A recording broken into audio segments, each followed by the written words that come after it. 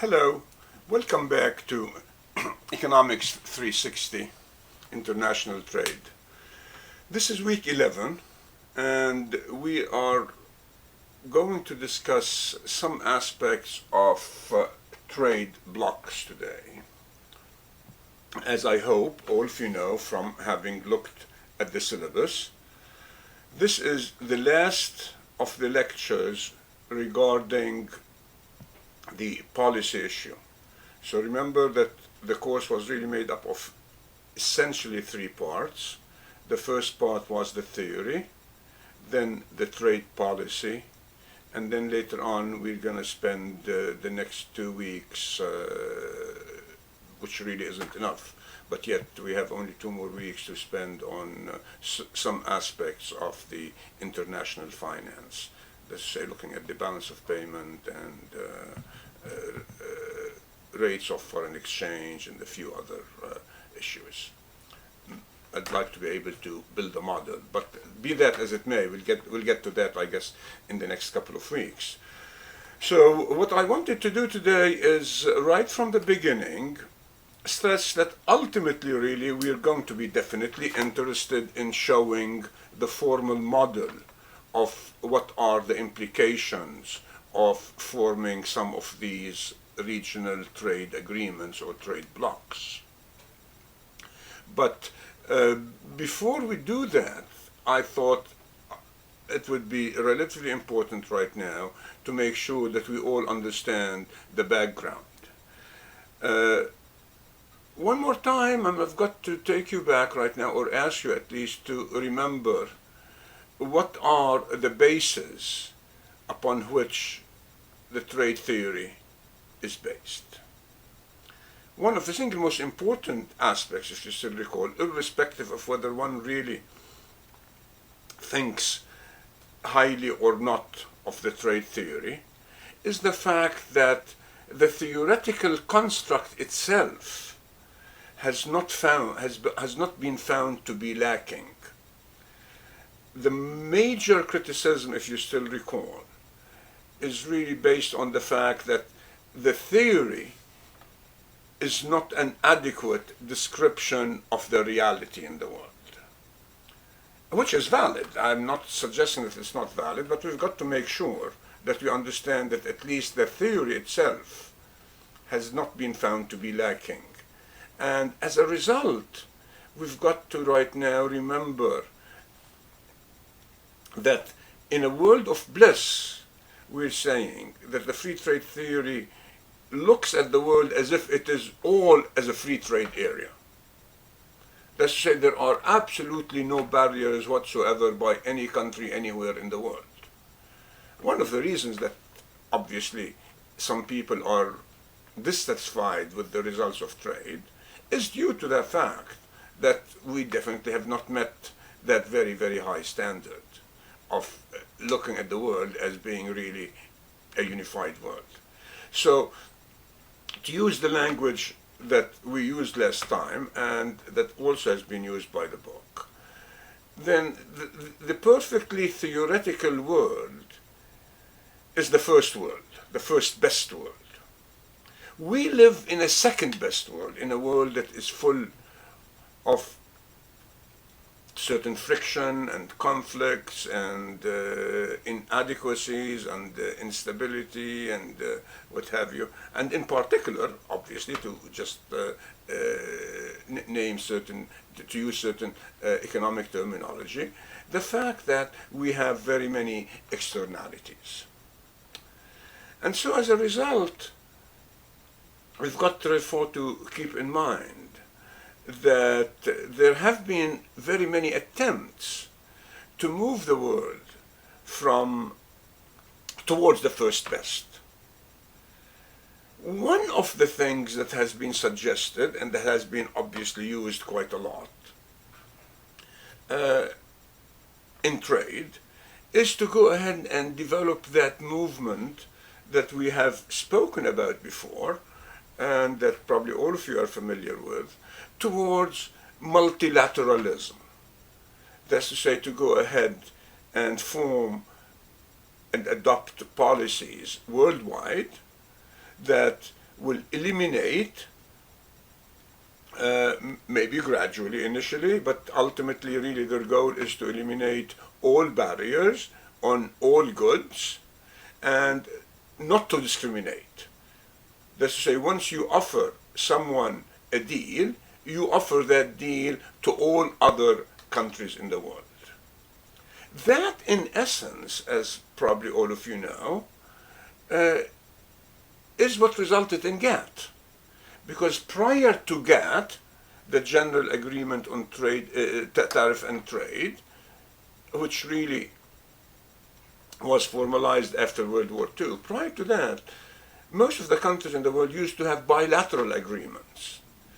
And the United States in particular was one of the leaders in this particular movement because they found out, I mean, obviously being one of the most essential countries in the world during the 20th century, the largest economy also in the world, that it became difficult really to keep track of all of these bilateral agreements. You can't go ahead and have 200 bilateral agreements every single country.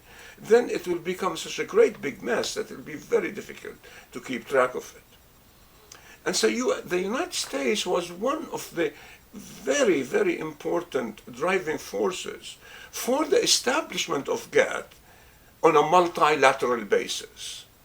That's to say, those countries that will accept GATT will agree to reduce and then ultimately eliminate all sorts of trade barriers and to offer the same deal to all other members so that there will not be any preferential treatments whatsoever. Now, notice why I'm saying this. So on one hand, GATT, by the way, gave way to WTO. So the WTO was essentially really a change in the name only. GATT became WTO. Why? Because GATT did not have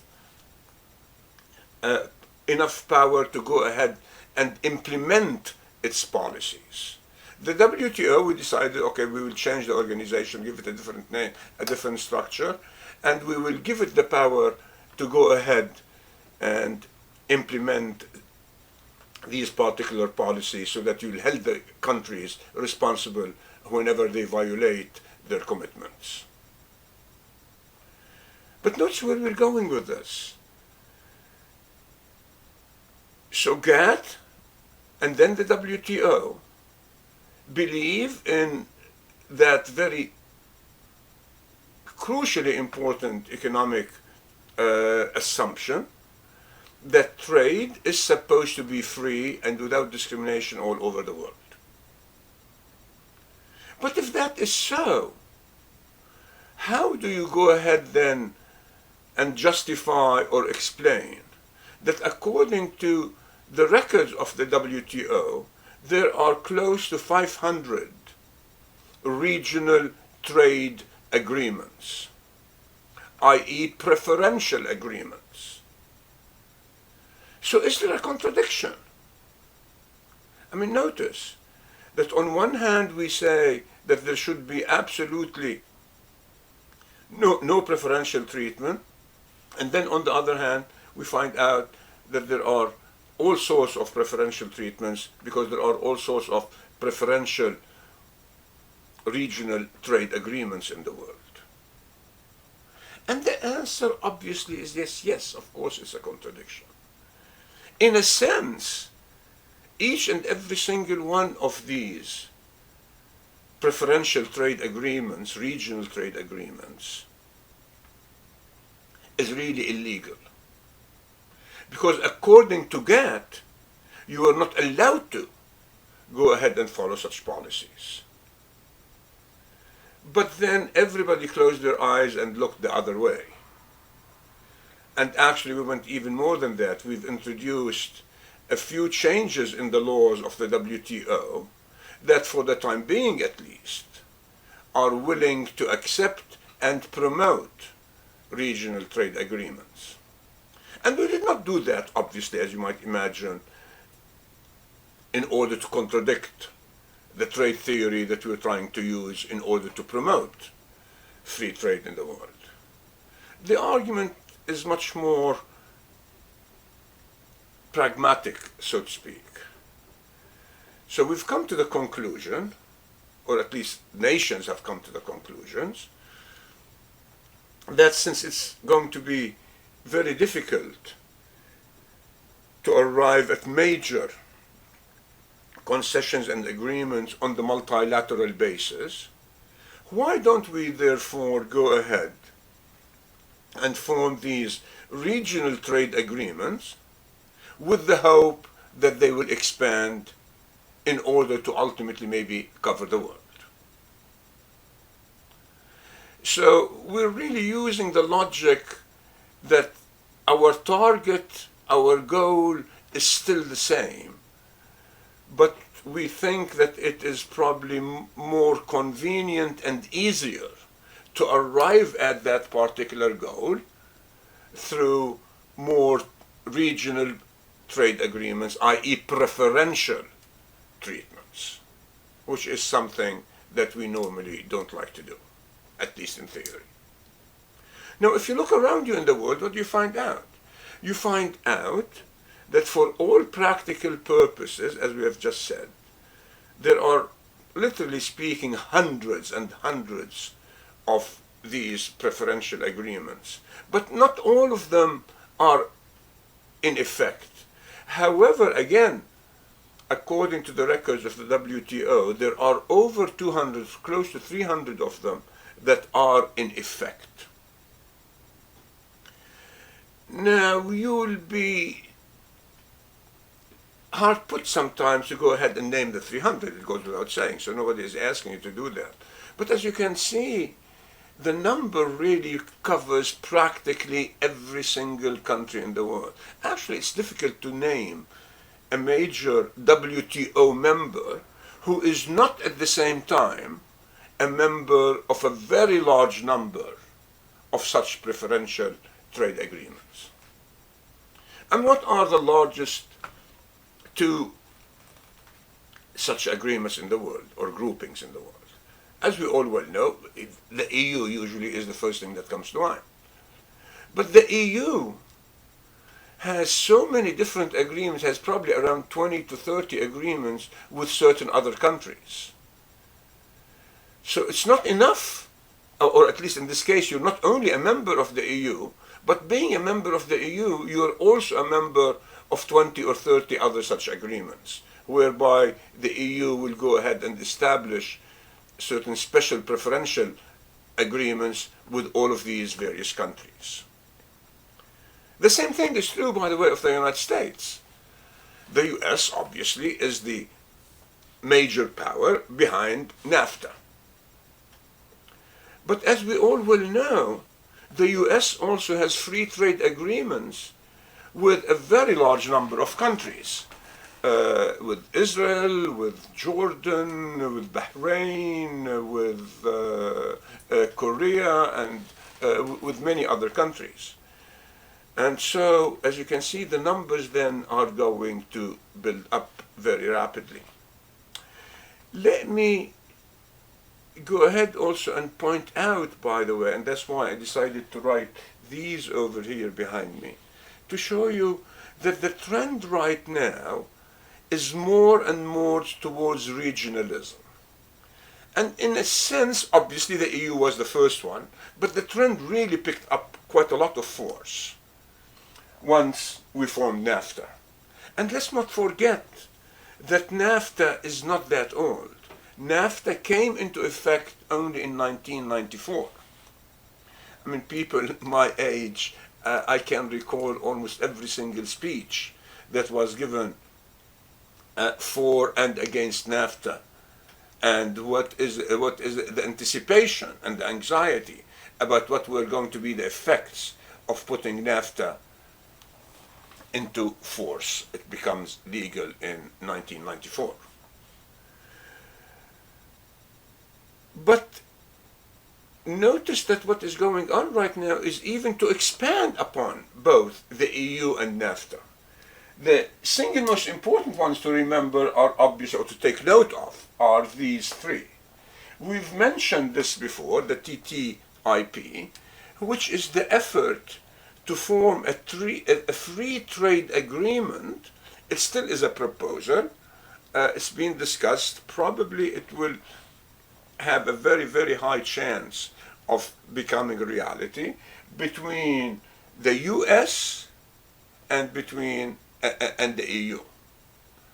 But let's not forget the US is really 80% of NAFTA, because each of Mexico and Canada is only 10% of the United States, the size of the economy, GDP-wise. So in essence, really, once you say that the US is going to be part of the TTIP and the EU, in essence, it's as if you've combined the EU and NAFTA at the same time, which are probably the two largest groups by far of anything else in the world. If that is not enough, there is another measure that stands also a very, very big chance of becoming a reality. And the US is also part of it. And actually the United States has come to the conclusion, it appears, for political reasons and obviously economic reasons at the same time, that it needs to strengthen and emphasize more its relationships with Asia, because Asia appears to be the rising part of the world economically, at least for the foreseeable future. And so there is an effort to form the TPP, which is the Trans-Pacific Partnership. And the Trans-Pacific Partnership is essentially Japan, the United States, Australia, very many of the Latin American countries such as Chile and Peru, and obviously Mexico and Canada. However, it excludes China. So this is a grouping of most of the countries around the Pacific, including the United States, without China. But there is another grouping that is very much really a pie in the sky, so to speak, right now. So its chances of becoming reality are not as large, at least not yet. But that is the FTAAP, which is the Free Trade Agreement of Asia Pacific. Now that, if it becomes a reality, will be also huge, will be probably even larger potentially than the TTIP, because it will include all of these same Asian countries, most of these also Latin American countries, NAFTA, obviously United States, China and Canada, plus China and Hong Kong. Now there are some people, by the way, when you look at these things, they say that yeah, ultimately we're moving towards really only three major groupings in the world. You will have a grouping that's going to be centered around the EU, a grouping that will be centered around Asia, and a grouping that will be centered around North America. So to have three groups, each of them practicing free trade, will be much better than to have a multilateral agreement that doesn't have any force and that does not really practice as much free trade. So as you can see, one more time, although it's a contradiction at one level, the idea of preferential treatment, but yet at another level, it's looked upon as being the easy way to try and move the world towards that theoretical construct of completely free trade. I don't believe that we need really to spend any time about the discussions of each of these. As you all will know, the EU is already over 50 years old. NAFTA was in 1994. All of these are really relatively new. But what all of them have in common is the fact that you form a free trade agreement is the first usually level of such groupings. A free trade agreement, obviously all the members are going to get, they're going to remove all the barriers for trade amongst each other, but they do not have to adopt uniform barriers against non-members. So Mexico can have its own tariff structure, the United States has its own tariff structure, and Canada has its own tariff structure towards other countries. The one that is more harmonized than a free trade agreement is the customs unions. And an excellent example of the customs union, at least at one level, would be definitely the example of the EU.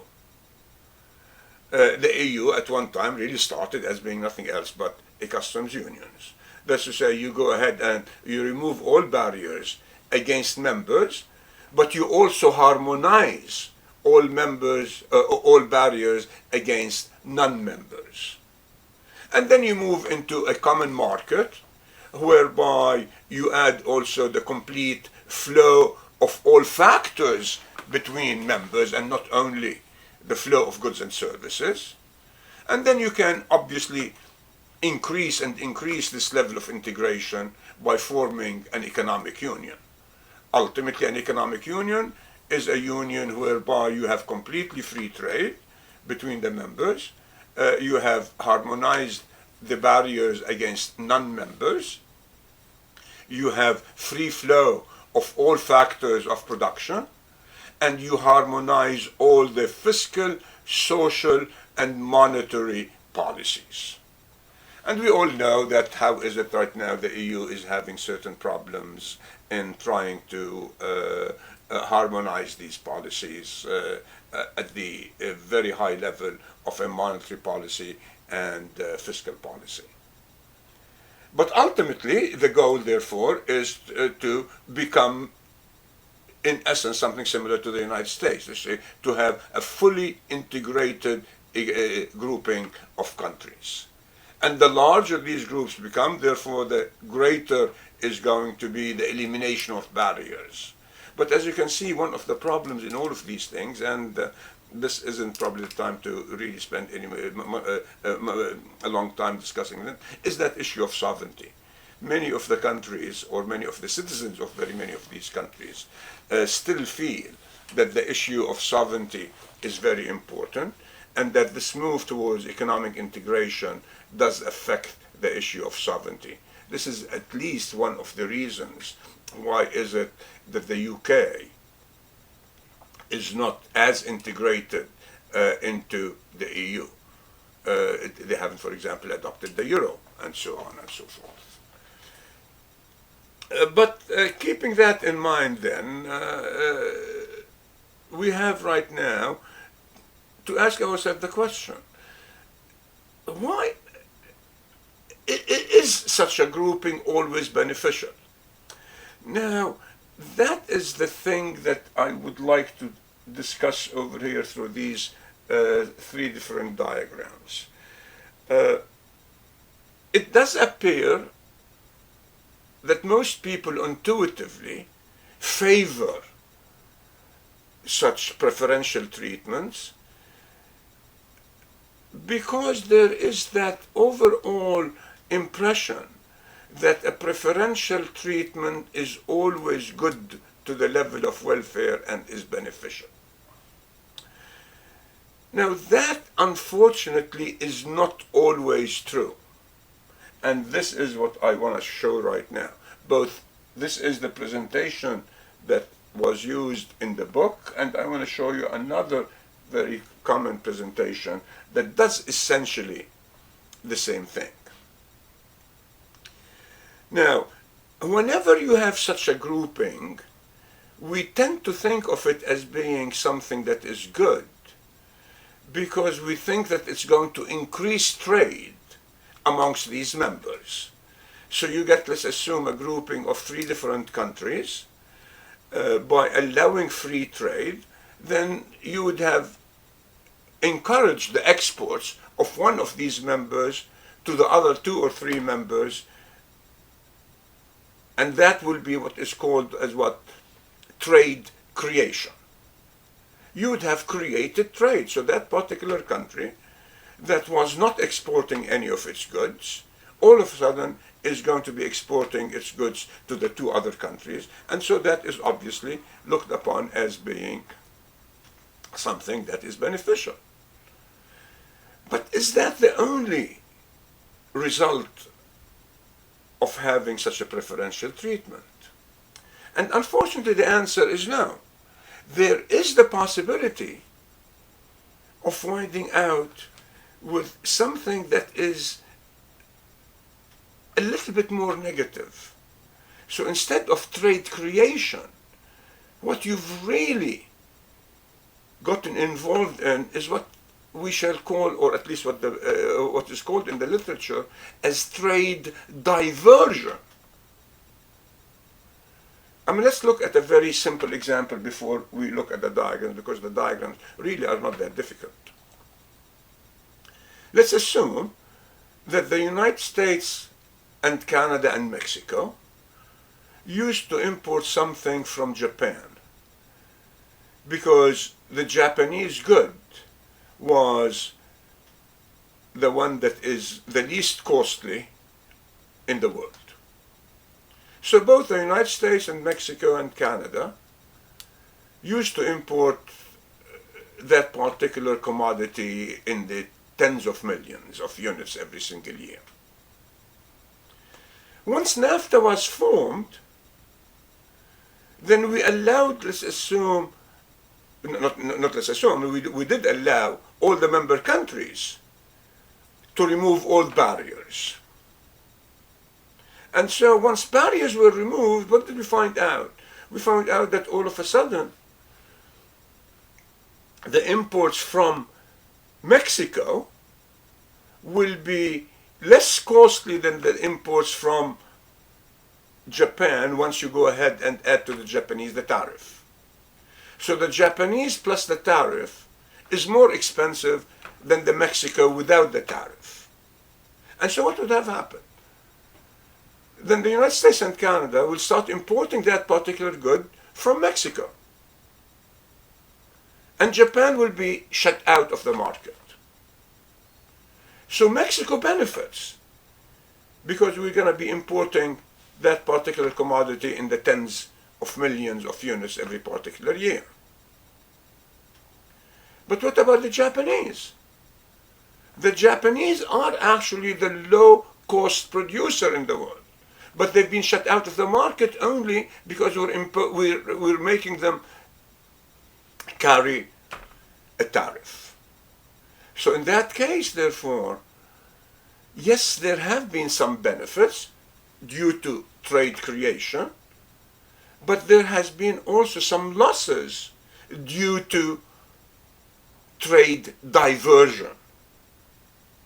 And so ultimately the question of whether a preferential trade agreement, a regional trade agreement, is to be sought or not, whether it's going to be beneficial or not, depends on whether the benefits outweigh the costs.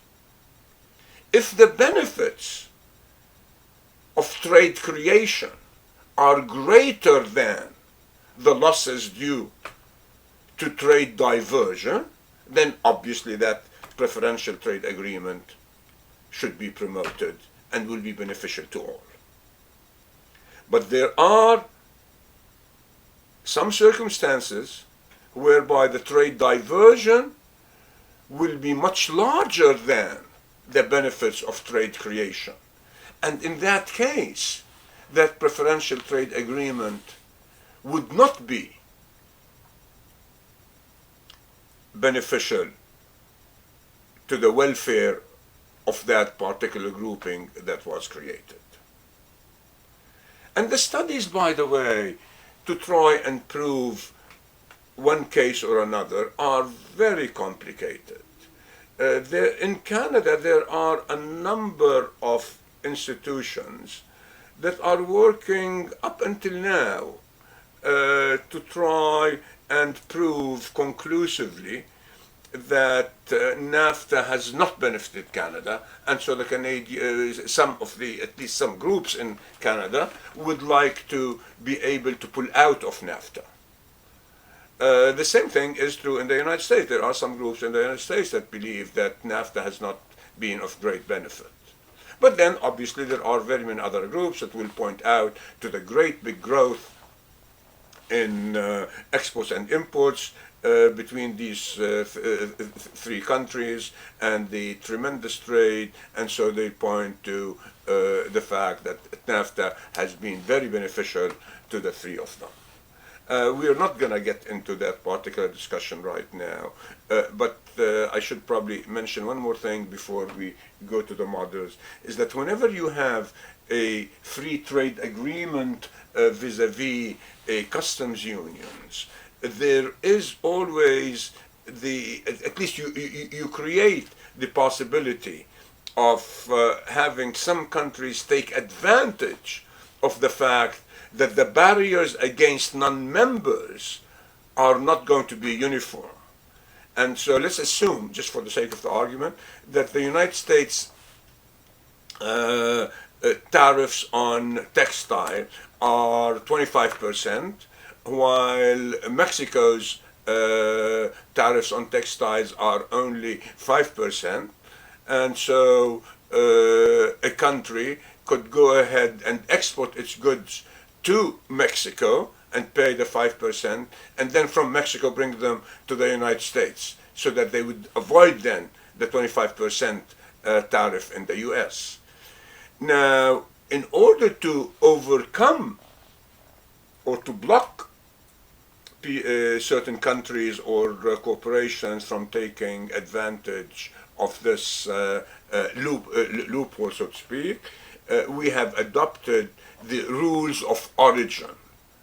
And so a country, in order to be able to export its goods to a different country, and that good then will be entitled to free trade within the free trade area, must meet certain specifications about its origin. So, for example, the textile must be, say, 65% produced in Mexico in order to be able to travel, to be exported to the United States without any tariff barriers and so on and so forth. And this has become, obviously, as you might imagine, extremely important for cars. Because had it not been for this, then it would be very difficult, or it would be very easy, I should say, for countries to acquire access to the American market. Up until now, the second or the first, the largest market in the world, at least by dollar value, because the Chinese has become larger by the number of units, by going through Mexico, for example, if it has lower tariff barriers than the United States. But once you apply the rules of origin, then you'd have leveled the playing field. So that possibility that many people object to as a result of an FTA is very much under control. So let's go back right now to this to show what is it that we mean. So let's assume that I'm going to use this kind of an illustration that is very popular in textbooks. You find out textbooks use either one of these two, and they are really essentially the same. But in this kind of an illustration, I mean, this is one example whereby I decided to use the same really kind of a group of countries that we had sort of mentioned right now, by mentioning the fact that this is the price of a good from Japan. So this good sells at 4, and the Japanese are willing to supply it at 4. This is the demand curve, let's assume, in the United States. Now in Canada, this same good is being produced for 6, and in the United States it's being produced for 8. So if there wasn't going to be any barriers whatsoever, it goes without saying we'd all be importing all of these goods from Japan. So the United States was importing everything from Japan. But then they went ahead and what did they do? We formed that NAFTA, the trade agreement with Canada. And once we formed the trade agreement with Canada, what did we do? We said, okay, trade between Canada and the United States will not be subject to any tariffs, but we're going to apply a $4 per unit tariff on that particular commodity when it comes from non-members. So what happens in this case? The Japanese good right now is going to be blocked out of the market, because at $8 nobody is going to be, the US will supply its own. So the Japanese good will no longer be able to export to the United States.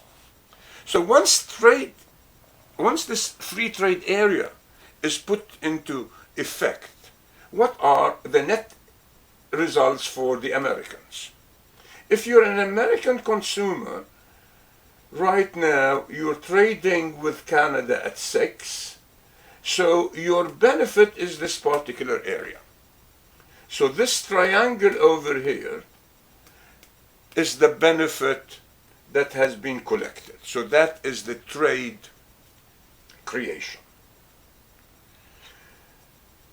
But the Japanese has lost right now this area. So this area has been lost, because this used to be what?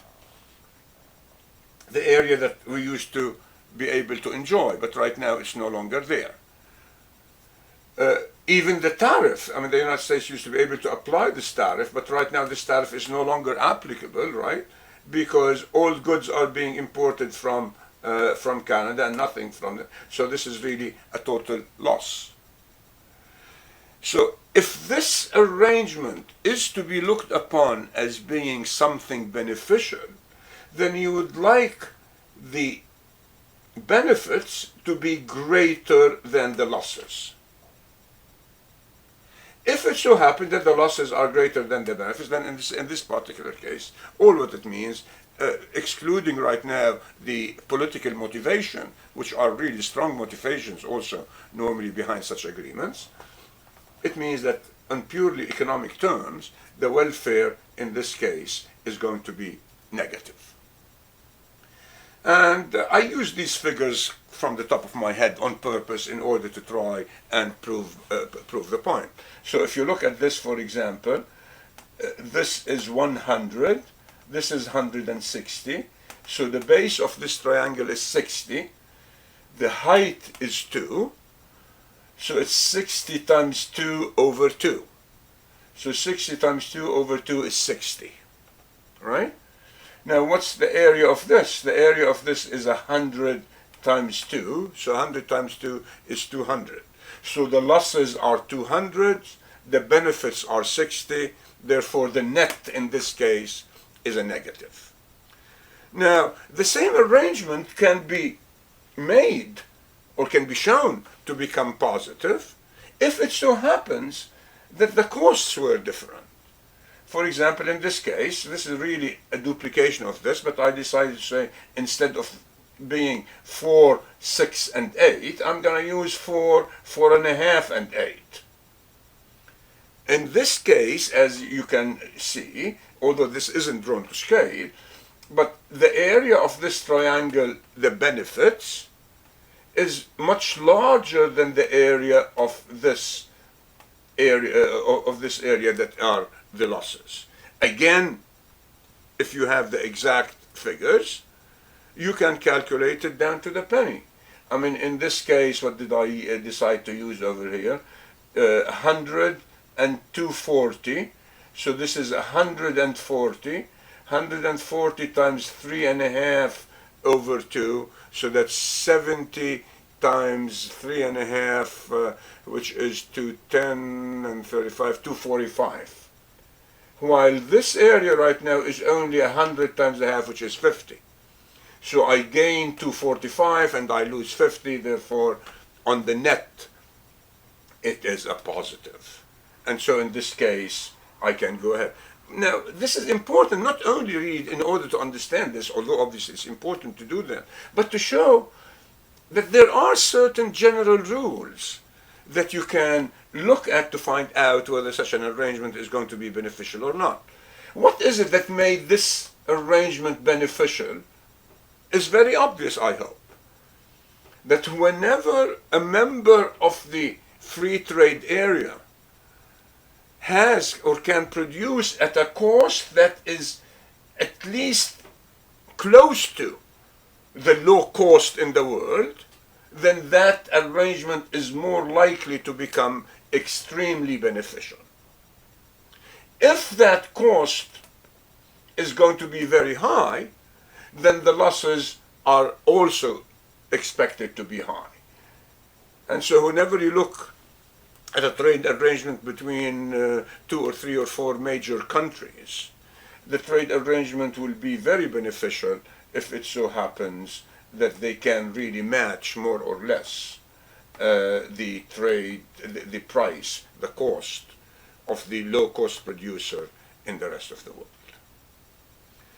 Now, I happen to agree with your textbook that this might be really a better diagram,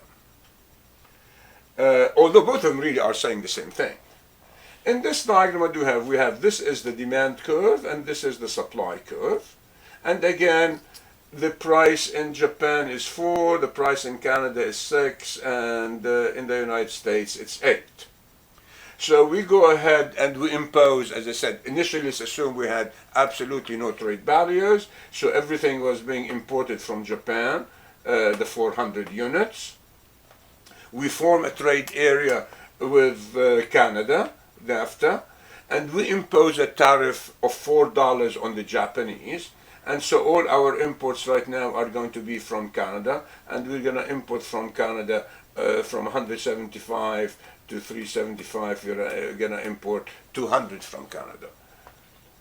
So what has been the net result? The net result is the American consumer in this particular case has gained both of these triangles, right?